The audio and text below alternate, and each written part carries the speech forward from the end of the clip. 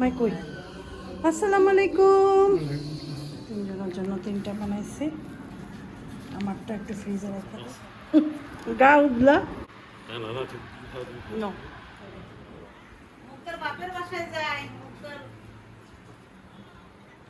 না 12 বছর ছিল গইটার বয়স না, আগে তো 14 বছর 14 বছর পড়ছিল। বাসায় এসে ফট করে বেডে শুয়ে পড়ে, ময়লা পানিয়া আসেফ। আবার সেই টেনশন, বাইরে যাওয়া মানেই টেনশন, ছেলে কখন গেছে এখন আসছে। আসসালামু আলাইকুম, কেমন আছেন সবাই? আশা করছি সবাই ভালো আছে। আলহামদুলিল্লাহ আমরাও ভালো আছি। সকালবেলা নাস্তা খাবো, সেজন্য নাস্তা প্রিপেয়ার করছি। কালকে রাত্রে পরোটা বানিয়ে রাখছিলাম, জাস্ট একটু ভেজে নিচ্ছি আর ডিম পোস আর চা দিচ্ছি চুলায়।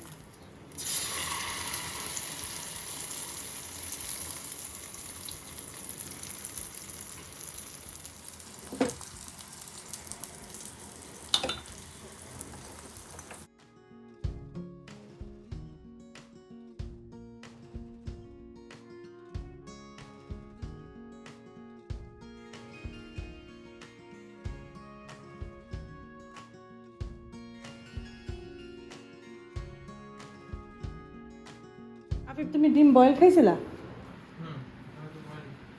আফিফের নাস্তা খাওয়া শেষ। একটু লাইটটা ফ্যান ছাড়ো, শোনা বাচ্চা।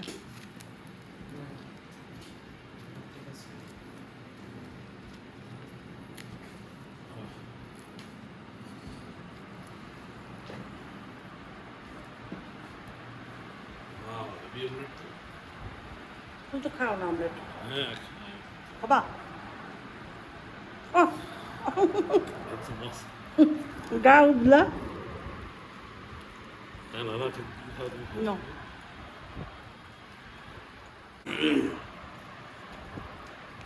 পানি দিয়ে যাও।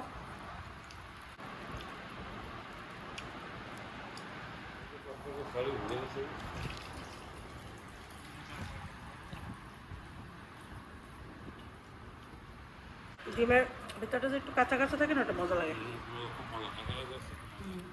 কয়েকটা টিস্যু রাখি, টিস্যু বক্স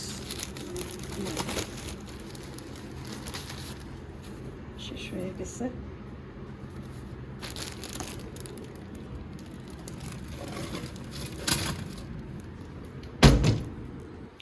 সব থেকে এই বিছানাটা যখন এখন দেখি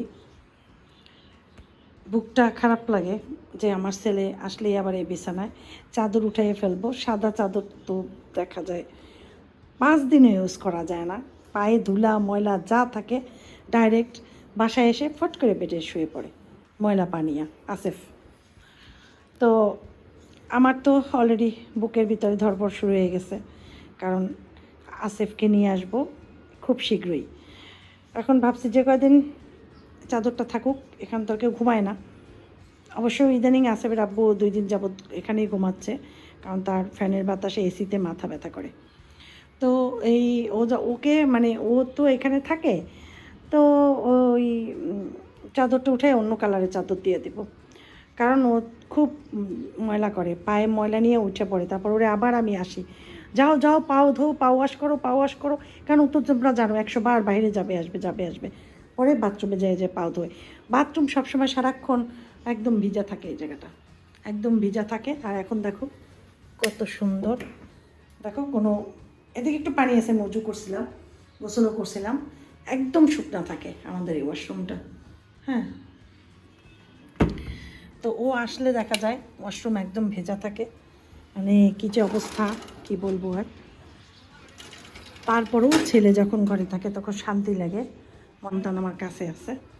আর দূরে থাকলে মায়েদের অনেক কষ্ট লাগে, কাছে থাকলে আবার ধরপড়ানিও বাড়বে, আবার সেই টেনশন, বাইরে যাওয়া মানেই টেনশন, ছেলে কখন গেছে এখন আসতেছে না বাসায়, এই একটা টেনশন। এরকম টেনশন তো চলতেই থাকে সব সময়। ওইটাও আবার ফিল করি, যতদিন ও ওইখানে ছিল একটু রিল্যাক্স ছিলাম, যে এই টেনশনগুলো ছিল না, যে ও আছে সবার মধ্যে আছে, ওর কোনো কিছু সমস্যা হচ্ছে না বা এই সেই। তো এখন আবার সেই টেনশনগুলো আমার আসলে বেড়ে যাবে।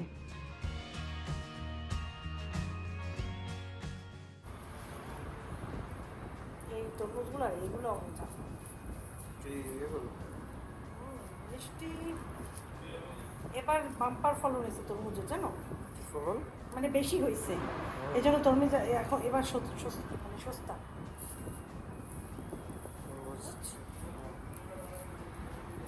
তরমুজটা আনছি, তরমুজটা এত কম দাম হয় বলো, এই সময় তরমুজের অনেক দাম থাকে।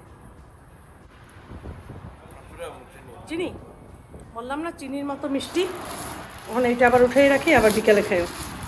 তরমুজ এখন শুধু খাবার আনবো, ঠিক আছে, যেহেতু তরমুজ খেলে এখন শান্তি লাগবে অনেক বেশি। গরম পড়ছে না, দাও আমাকে একটু দাও, গরম পড়ছে তো মজাই লাগে তরমুজ। আজকে না আঠালো খিচুড়ি রান্না করেছি, রোজার মধ্যে যে করেছিলাম সেই খিচুড়িটা, সাথে হচ্ছে ডিম পাড়া মুরগি, সাথে সালাদ। আমি আর আফিফ খাচ্ছি, আফিফের আব্বু এখনও বাসায় আসে নাই, 2:30টার বেশি বাজে, অনেক ওয়েট করেছি তার জন্য। আর হচ্ছে গিয়ে খাবার খেয়ে আবার ভিডিও রেডি করতে হবে, আর ভিডিও করতে পারিনি কারণ কারেন্ট ছিল না, সেই জন্য। কারেন্ট আসার পর আর ভিডিও করা হয়নি। যাই হোক, গোসল নামাজ করে খাবার দাবার খেতে বসলাম।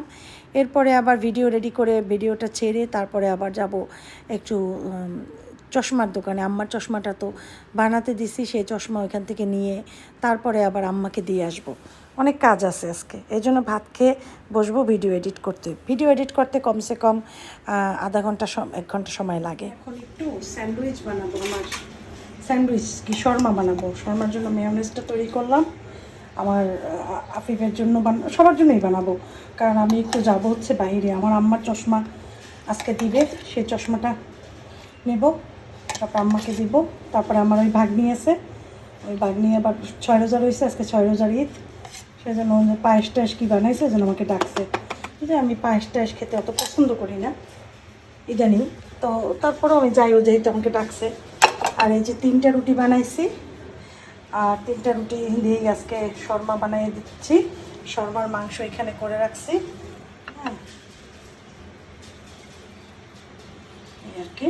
এখন একটু টমেটো, শসা, চিকেন দিয়ে দিয়ে দিয়েছি। ভিডিও রেডি করছি, ভিডিওটা ছাড়ছি, পাবলিশ হবে একদম ঠিক 6:30টায়। তারপরে হয়েছে যে এগুলো করলাম, হ্যাঁ, দুপুরে রান্না বান্না করছি, খাওয়া দাওয়া করছি, মানে আমি 1 মিনিটও রেস্ট নিতে পারিনি জানো।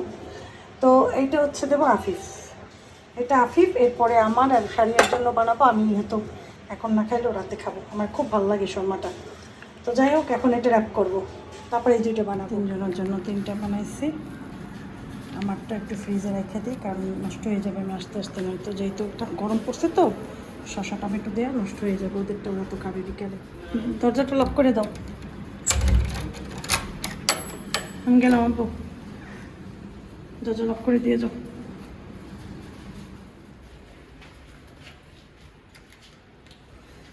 তো যাই হোক, এখন যাই আম্মার ইয়েটা নিয়ে আসি, চশমাটা। তারপর আম্মাকে চশমা দিয়ে আসবো, ওদিকে বাগনির বাসায় যাবো, 2 জায়গার কাজ সেরে তারপর বাসায় আসবো। ওদের তো খাবার টাবার দিয়ে গেছি, ঝামেলা নাই। খাবারের জন্য একটু টেনশন করা লাগে সবসময় আমার, যারা সন্ধ্যায় কী খাবে ওইটা বানায় তারপর আমার কোথাও যেতে হয়, এই আর কি, মায়েরা যেমন হয় আর কি।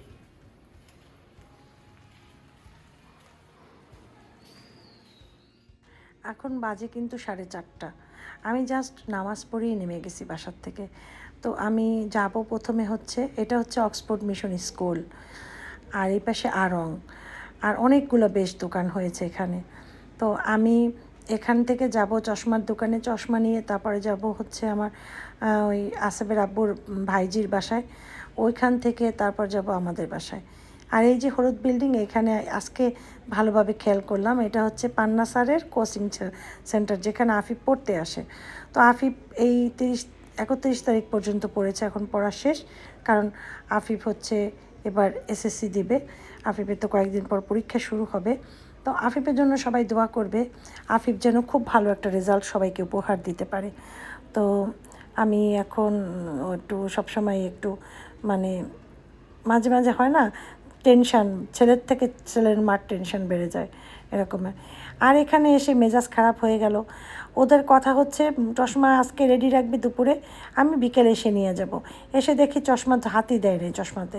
আমাকে বলে ম্যাডাম বসেন 5 মিনিট। আমি বললাম এটা কেমন কথা, আপনারা তো লোক ভালো না, কারণ আপনারা এক রকমের বলেন করেন আর এক রকমের।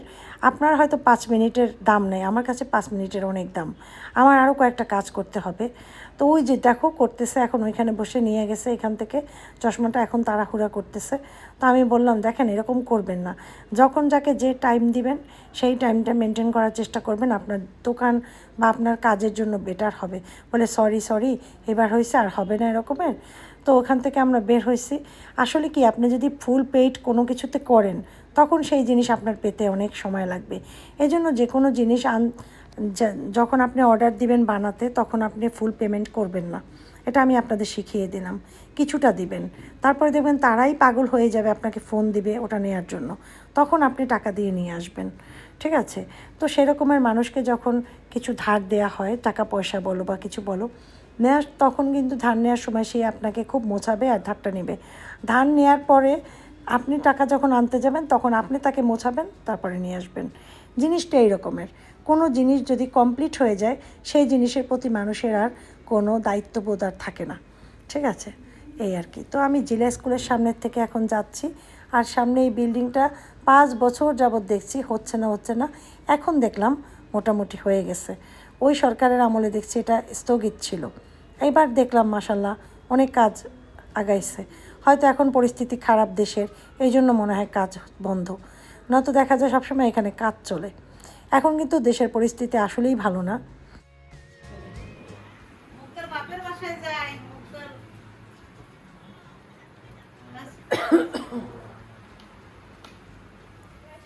হ্যাঁ ইনশাল্লাহ, আল্লাহ হাফেজ।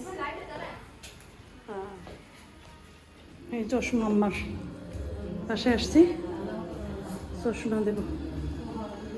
কই আম্মাই কই? আসসালামু আলাইকুম। আব্বাইজান কি দেখে?